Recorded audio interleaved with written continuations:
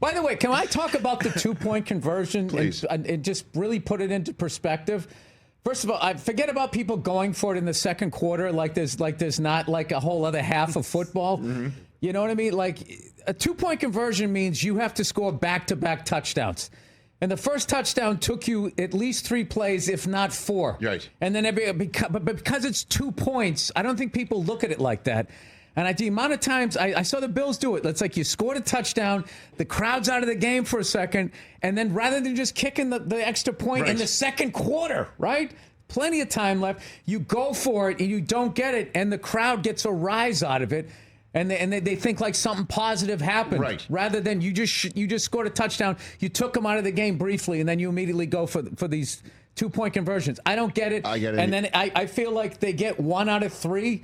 And so then you get 2 points out of a possible just 3 extra points you could have kicked. The one thing I don't understand, too, is when you're down, like, say, 15, okay, and you score a touchdown, and then you go for the 2 there, as opposed to just take your 7 points, be done with it. Now you got to go for 2 one time at the end, because if you miss the 2 now you got to go for 2 a second time. And the answer that I get from analytics people is like, well, now you'll know. If you go for 2 right away, if you've got to go for it a second time. And I'm like, but you got to go for it only once. Like nothing in this world makes sense. Like I think once this is part of being old now. Nothing makes sense. Like, football guys used to make decisions. Now the kids on the math team make the decision. You know what I mean? Right. I don't understand cars. I can't shut my wife's car. Like she has this electric car. Yeah. And it's a piece of crap.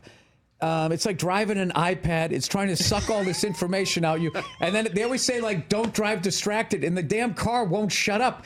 Like the side view mirrors, if somebody's coming along, we're in the lanes. We're driving down. We know what we're doing. And the thing on the red's like, ha, ha, ha, ha. It starts doing like this. Or like when you back up, beep, beep, beep, beep, beep, beep, beep, beep. And I'm sitting in the car like, what? What do you see that I don't? Is there a toddler back there? Half the time it's just like a little branch. She has information on the inside of the windshield. It's like the speedometer. The speedometer's like right there. I thought I'm not supposed to drive.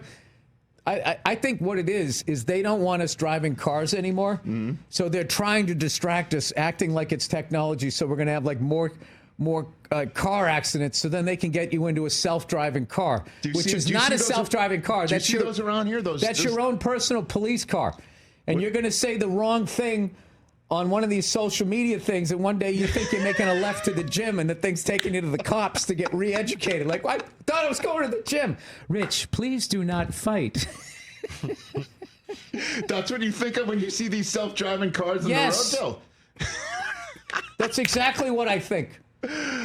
They just want you to be like this bag of mush just driving down the street. Now, what's wrong with thinking? Have you gone to the new Clippers arena, into it? Have you gone there yet? Yeah, you got to use your face to get in. I would never go there. And I would never perform there. I would never do anything in a place that wants you to do that. But you know what's going to happen? What? Is eventually everyone, what's the difference? They got all our information anyway. Right. And then the herd's going to go over the cliff. And then what am I going to do?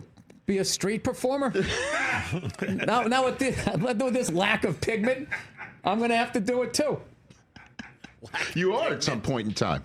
Yeah, I mean, you wouldn't. So, like when the Celtics just came into town, right? Is that your team, the Celtics, or no? Oh, dude, really? The Celtics always lose to the Clippers. They get up for the Lakers, and then they party the night before the Clippers. I fell for that like 6 years in a row.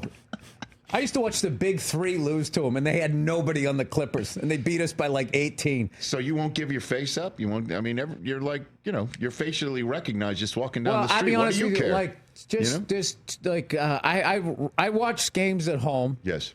When I go to games, it's just like, there's just too much stuff going on. Like, I like to talk about why'd they do this? What are they doing this for? Why would you go for 2 there? I don't understand why they're not kicking the extra point. Right. But there's so much, and it's so loud. I'm telling you, you're going to get tinnitus. Like, you're going to go see Judas Priest at these damn things. Not to bring those guys up again. They already got blamed for some stuff a long time ago. What do you think? I don't know why I picked them. So, no, I just get it. It's a young man's game. I'm an old guy, so, that's it. Catch the Rich Eisen Show every single day on the Roku channel, 12 to 3 Eastern, for free.